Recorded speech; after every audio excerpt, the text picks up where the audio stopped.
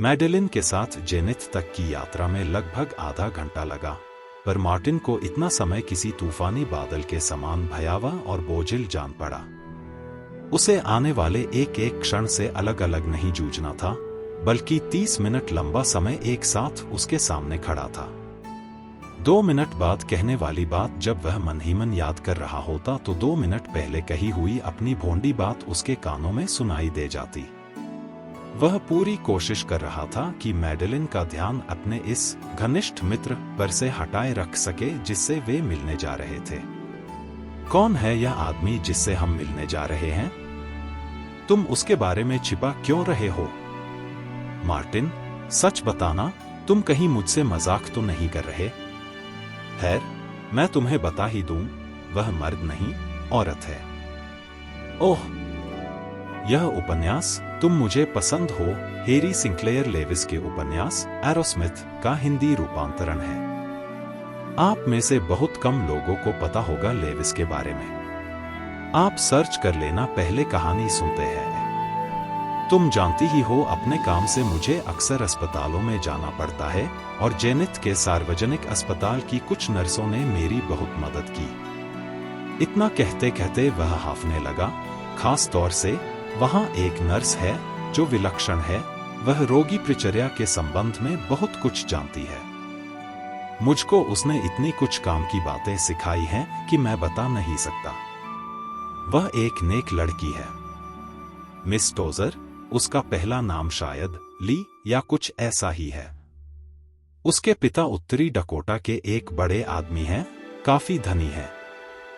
मेरा ख्याल है कि इस लड़की ने समाज सेवा की भावना से प्रेरित होकर ही नर्सिंग का पेशा अपनाया होगा। मैंने सोचा तुम दोनों एक दूसरे से परिचित होना पसंद करोगी। हाँ। मैडेलिन की निगाहें बहुत दूर किसी चीज पर टिक गई थी। अरुचि की रेखाएं उसके चेहरे पर फैल गई थीं। बेशक, मैं उससे मिलकर बहुत खुश होंगी। तुम्हारी कोई मित्र है वह, पर मार्ट, कहीं तुम उसके साथ इश्क तो नहीं लड़ा रहे हो? इन नर्सों के साथ ज्यादा मेलजोल बढ़ाना अच्छा नहीं है। मैं इनके बारे में कुछ भी नहीं जानती, लेकिन मैंने सुना है कि उनमें से कुछ नर्सें एक के बाद दूसरे मर्द की तलाश करती रहती हैं। हो सकता है, लेकिन मैं तुम्हें अभी बता दूं कि ल्योरा ऐसी नहीं है। मैं भी ऐसा ही सोचती हूं, लेकिन मार्टिकिस, कहीं ऐसा न हो कि ये नर्स तुमसे केवल अपना दिल बहलाती रहे। मैं तुम्हारे भले के लिए ही कहती हूं, उनके पास दिल बहलाने के ऐसे कई साधन होंगे। तुम समझते हो कि तुम्हें औरतों के मनोविज्ञान का अच्छा ज्ञान है, लेकिन मार्ट, सच कहती हूं, कोई भी तेज औरत तुम्हें अपनी उंगली पर नचा सकती है। खैर, मेरा ख्याल है मैं अपनी हिफाजत खुद कर सकता हूं। ओह, मेरा मतलब यह नहीं है। लेकिन मुझे उम्मीद है कि मैं इस टोजर नाम की लड़की को पसंद कर सकूंगी, क्योंकि तुमको वह पसंद है। लेकिन यह मत भूल जाना कि मैं ही तुम्हारी सच्ची प्रियतमा हूं।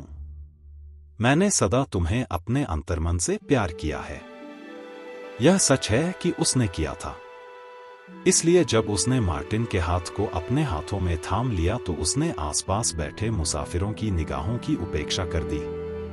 ल्योरा के विषय में उसने जो कुछ कहा था उससे मार्टिन को गुस्सा तो आया था, पर अब वह इतनी हारी सी लग रही थी कि उसका क्रोध हवा हो गया। ग्रांड 1907 में जेनिथ का सर्वोत्तम होटल था। अब तो विशाल होटल यार्नली की शान शौकत के आगे इसका रंग फीका पड़ गया है। अब मोज़ेक के काम वाले इसके फर्श गंदे पड़े रहते हैं। रंगरोगन और मुलम्मों पर खरोंचे पड़ गई हैं और वे बदरंग हो गए हैं। चमड़े की भारी भारी कुर्सियों की सीवनें उधड़ गई हैं। उसमें सिगरेट की राख झड़ी रहती है और घोड़ा बेचने वाले उनका उपयोग करते हैं। लेकिन अपने दिनों में यह शिकागो और पिट्सबर्ग के बीच एकमात्र ऐसी शरणगाह थी जिस पर सबको गर्व था। यह होटल वस्तुत पश्चिमी स्थापत्य कला का एक नमूना है। इसके प्रवेश मार्ग पर मूरिश शैली के बीच के लगभग मेहराब बने हुए हैं। मार्टिन ने देखा कि ल्योरा उस दिन बहुत ही बेढंगे कपड़े पहनकर आई थी। उसने अपने बालों को अनाड़ी की तरह अपने हैट के भीतर खींच रखा था। हैट भी क्या था, हैटनुमा चटाई की टोपी थी। लेकिन मार्टिन को उसके हैट और बालों की उतनी परवाह न थी। उसको तो जो चीजें अखरी वे थी उसकी शर्ट वेस्ट, जिसका तीसरा बटन ही फायब था। मार्टिन मन ही मन उसके इस पहनावे से खींच गया था, क्योंकि मैडेलिन के नीले रंग की चमकदार पोशाक के आगे उसकी यह पोशाक बहुत साधारण और भद्दी लग रही थी। लियोरा को अधिक अच्छी तरह वस्त्राभूषण से सज-धज कर आना चाहिए था। यह बात उसके मन में केवल इसलिए उठी क्योंकि वह लियोरा को मैडेलिन की अपेक्षा तनिक भी घटाकर नहीं देखना चाहता था। उसका स्नेह लियोरा को अपने आंचल में समेटकर अपने संरक्षण में लेने के लिए आतुर हो उठा। यह सोचने के साथ साथ वह मन ही मन कह रहा था, मैंने सोचा तुम दोनों लड़कियों को एक दूसरे से परिचित हो ही जाना चाहिए। मिस फॉक्स, मैं मिस टोजर से तुम्हारा परिचय करना चाहता हूँ। लियोरा और मैडेलिन ने एक दूसरे से कोई विशेष बात नहीं की। मार्टिन उनको मार्ग दिखाता ग्रांड के प्रसिद्ध भोजन कक्ष में ले गया। उसमें मखमली कुर्सियां और चांदी के भारी बर्तन रखे थे। हरे तथा सुनहरे रंग के बास्केट पहने हुए प्रौढ़ नीग्रो बैरे इधर से उधर दौड़ भाग रहे थे। कितना शानदार कमरा है, लियोरा ने चहकते हुए कहा। मैडेलिन ने ऐसे देखा मानो वह भी इसी बात को अधिक लंबे शब्दों में कहने का इरादा रखती है, लेकिन उसने भित्ति चित्रों पर एक बार फिर अपनी दृष्टि डाली और कहा, हाँ, लेकिन यह बहुत बड़ा है। वह बैरे को खाने की चीजों का ऑर्डर दुखते हुए जी के साथ दे रहा था। उसने इस याशी के लिए किसी तरह $4 का इंतजाम किया था और इसी में बैरे को टिप भी देनी थी। अच्छे भोजन का उसका स्टैंडर्ड यही था कि उसे $4 इस मद में खर्च कर देने हैं। मीनू कार्ड को देखता हुआ वह सोच नहीं पा रहा था कि क्या मंगवाए, जबकि घिनौना सा बैरा उसके कंधों के पीछे ऑर्डर की प्रतीक्षा में खड़ा था। तभी मैडेलिन बोल पड़ी। वह अति औपचारिक नम्रता के साथ बोली, मिस्टर एरोस्मिथ ने मुझे बताया है कि आप नर्स हैं, मिस टोजर। हाँ, नर्स का ही काम कर रही हूं। क्या आपको नर्सिंग का पेशा दिलचस्प लगता है? हाँ, यह दिलचस्प तो है। मेरा ख्याल है कि दूसरों को कष्ट में राहत पहुंचाना एक अच्छा काम है। जहां तक मेरे काम का सवाल है, मैं अंग्रेजी साहित्य में डॉक्टर ऑफ फिलॉसफी की डिग्री के लिए शोध कार्य कर रही हूं। उसने इसको कुछ ऐसे लहजे में कहा मानो वह P0H0D0 नहीं लेने जा रही, किसी अर्ल का पद प्राप्त करने जा रही है। बहुत रूखा और निष्पक्ष भाव से किया जाने वाला काम है। मुझे अंग्रेजी भाषा के उद्भव और विकास का सांगोपांग अध्ययन करना है और कुछ इसी तरह के अन्य काम करने हैं। आप तो प्रायोगिक प्रशिक्षण प्राप्त कर रही हैं, इसलिए आपको यह काम बेतुका लगेगा। हाँ, हो सकता है ऐसा नहीं, यह जरूर बहुत ही दिलचस्प होगा। क्या आप जेनिथ की रहने वाली हैं, मिस टोजर? नहीं, मैं एक छोटे से ठस्बे, उसे मुश्किल से ही ठस्बा कहा जा सकता है, उत्तरी डकोटा की रहने वाली हूं। ओह, उत्तरी डकोटा। हाँ, पश्चिम की ओर।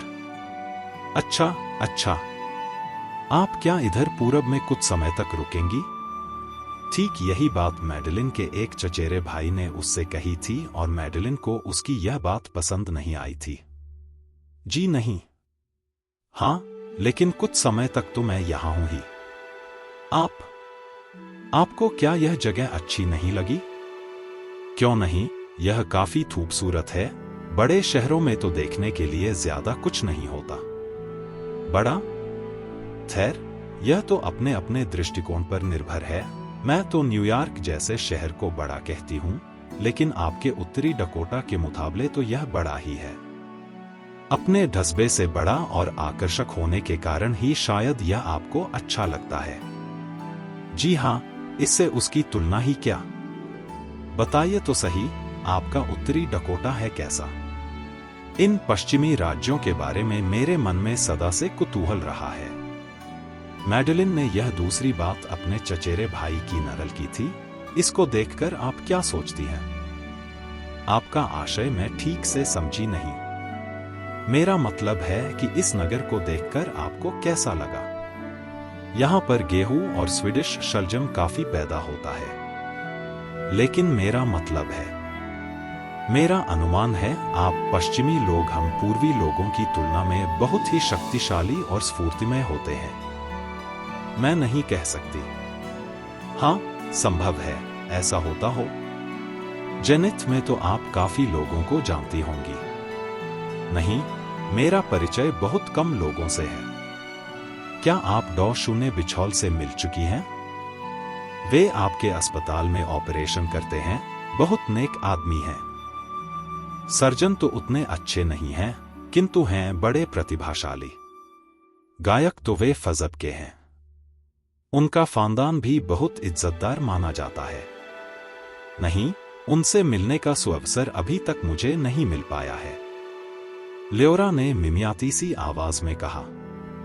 आप उनसे जरूर मिलिए, वे टेनिस के बहुत शानदार खिलाड़ी हैं। लखपतियों की ओर से दी जाने वाली दावतों में उनको बराबर निमंत्रित किया जाता है। वे बहुत फुर्तीले और चुस्त दुरुस्त आदमी हैं। मार्टिन ने अब पहली बार टोका। क्या कहा, चुस्त दुरुस्त? और वह? उस आदमी के पास तो दिमाग नाम की कोई चीज है ही नहीं। मैंने चुस्त उस अर्थ में नहीं कहा जिस अर्थ में तुमने समझा। यह कहकर मैडेलिन फिर लियोरा की ओर उन्मुख हो गई और मार्टिन अकेला पड़ गया। मैडेलिन ने पहले से भी अधिक उत्सुकता और उल्लास के साथ लियोरा से पूछा कि क्या वह कॉरपोरेशन के वकील के लड़के को, अमुक हैट की दुकान को और अमुक क्लब को जानती है? काउक्स से, वान एंटिप और वार्ड्सवर्थ जैसे लोगों के विषय में जो जेनिथ के सामाजिक नेता माने जाते थे और एडवोकेट टाइम्स के सामाजिक कॉलमों में जिनके नाम प्रायः नित्य ही चर्चित होते थे। मैडेलिन ऐसे बात कर रही थी जैसे वह उन्हें काफी नजदीक से जानती हो। बड़े लोगों से उसकी इस घनिष्ठता का परिचय पाकर मार्टिन भी आश्चर्यचकित था। निश्चय ही लियोरा ने इन बड़े बड़े लोगों का नाम तक नहीं सुन रखा था, न उसने कभी ऐसी संगीगोष्ठियों, ऐसे भाषणों और ऐसी कवि गोष्ठियों में भाग ही लिया था जिनमें मैडेलिन की सारी शानदार शामें बीतती थी। कुछ क्षण सोचने के बाद मैडेलिन फिर बोली, खैर, यह बताइए, अस्पताल में आकर्षक और मोहक डॉक्टरों तथा दूसरे लोगों से मिलने जुलने के बाद आप लोगों को लेक्चर तो फीके लगते होंगे। इसके बाद उसने लियोरा से बात करना छोड़कर प्रोत्साहन देने की भंगिमा के साथ मार्टिन को देखा और कहा, तुम क्या बता रहे थे? खरगोशों पर कोई और प्रयोग करने की योजना बना रहे हो? मार्टिन गंभीर था। यही मौका था जब वह अपनी बात कह सकता था। मैडेलिन, तुम दोनों को मैंने इसलिए मिलाया क्योंकि मैं अपने को दोष मुक्त सिद्ध करने के लिए कोई बहाना नहीं बनाना चाहता। मैं ऐसा किए बिना रह न सका। मैं तुम दोनों से प्रेम करता हूं और मैं जानना चाहता हूं। मैडेलिन सहसा उठ खड़ी हुई। इतनी गर्वीली और इतनी सुंदर वह कभी नहीं दिखाई दी थी। उसने उन दोनों की ओर स्थिर दृष्टि से कुछ क्षणों तक देखा और फिर बिना एक शब्द बोले पीठ फेरकर वहां से चल दी। फिर तुरंत ही लौट आई। लियोरा के कंधे को उसने छुआ और चुपचाप लियोरा को चूम लिया। मुझे तुम्हारे लिए दुख है, अब तुम्हें एक काम मिल गया है, मेरी प्यारी बच्ची। इतना कहकर वह चल दी। जाते समय उसके कंधे गर्व से सीधे थे। शंकित, भयभीत मार्टिन सकते में आ गया। वह आंख उठाकर लियोरा की ओर देख न सका। उसने अपने हाथ पर लियोरा के हाथ का स्पर्श अनुभव किया। उसने आंखें ऊपर उठाईं, वह मुस्कुरा रही थी। उसकी आंखें प्रसन्न थीं और उसका उपहासा कर रही थी। सैंडी, मैं तुम्हें चेतावनी देती हूं कि मैं तुम्हें त्याग नहीं रही हूं। मैं मान लेती हूं उतने ही बुरे हो जितना वह कहती है। मैं यह भी मानती हूं कि मैं मूर्ख और कि तुम उद्धत हूं, लेकिन तुम मेरे हो। मैं तुम्हें बता देना चाहती हूं कि अगर तुम अब किसी और से फंसे तो तुम्हारे हक में ठीक न होगा। मैं उस चुड़ैल की आंखें बाहर निकाल लूंगी, समझे? अब तुम अपने बारे में भी मुढ़ालते में मत रहो। मैं जहां तक समझ पाई हूं तुम काफी स्वार्थी हो, लेकिन मुझे इसकी परवाह नहीं। तुम मेरे हो, केवल मेरे। मार्टिन ने अस्फुट स्वर में कई बातें कहीं जो उस अवसर पर कही जा सकती थी।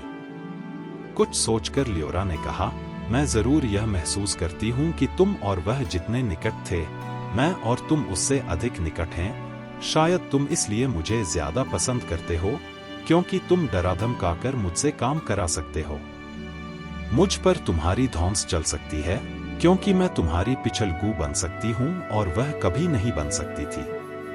मैं यह भी जानती हूं कि तुम्हारे कार्य तुम्हारी दृष्टि में मुझसे भी अधिक महत्व रखते हैं। संभव है तुम्हारा काम बुद्ध तुमसे भी ज्यादा महत्व रखता हो, लेकिन मैं गवार हूं, सीधी सादी हूं और वह ऐसी नहीं है। मैं तुम्हारी अनन्य प्रशंसिका हूं। क्यों, यह तो ईश्वर जाने, पर मैं तुम्हारी प्रशंसा करती हूं, जबकि उसमें इतनी समझदारी है कि वह तुमसे अपनी प्रशंसा कराने और तुम्हें अपना पिछलगू बनाने की सोच सके। नहीं, मैं सौगंध खाकर कहता हूं लियोरा, मैं तुम्हें इसलिए पसंद नहीं करता कि तुम पर अपनी धौंस जमा सकता हूं और उस पर नहीं। मैं सौगंध खाता हूं, यह बात नहीं है, बिल्कुल नहीं। और तुम कभी यह मत सोचना कि वह तुमसे अधिक चतुर और समझदार है। वह कैंची की तरह जबान जरूर चलाना जानती है, लेकिन ओह, उसका जिक्र अब बंद करो। तुम मुझे मिल गई हो। मेरा नया जीवन आज से शुरू हुआ। दोस्तों, ये कहानी कैसी लगी मुझे कमेंट में जरूर बताना। अगर आप किस्से कहानियों के शौकीन हैं तो आपको मुझसे जरूर जुड़ना चाहिए, क्योंकि मैं ऐसी ही कहानियां, किस्से और उपन्यास लेके आता रहता हूं। हमसे जुड़े रहने के लिए चैनल को सब्सक्राइब कर ले। वीडियो पसंद आई हो तो लाइक शेयर भी करें। जल्द मिलूंगा अगली कहानी लेकर। धन्यवाद। जय हिंद।